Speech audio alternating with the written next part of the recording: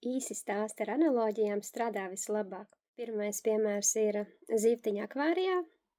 Mēs jautājam cilvēkam, kā jums liekas, kas ir nepieciešams zivtiņām akvārijā.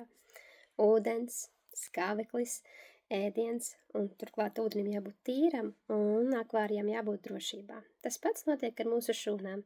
Mūsu šūnas ir kā zivtiņas akvārijā, un tās ir nepieciešams aizsargāt no ārējās vides iedarbības, tām nepieciešams skābeklis, ūdens un barības vielas, un, protams, arī attīrīt akvāriju.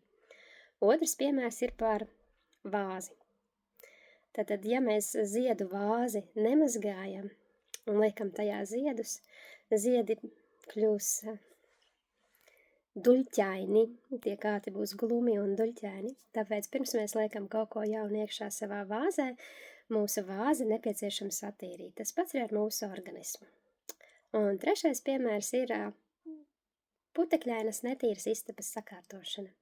Kad mēs uzsākam tīrīt istabu, mums parādās klepus, jo putekļi tiek sadzīti gaisā. Tas pats notiek arī ar organismu attīrīšanu.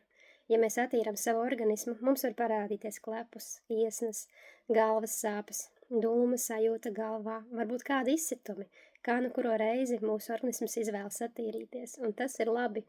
Tas ir process uz organismu attīrīšanu, uz skaistāku un tīrāku ķermeni. Vēlies uzzināt, kā sākt organismu attīrīšanu, uzraksti man privāti.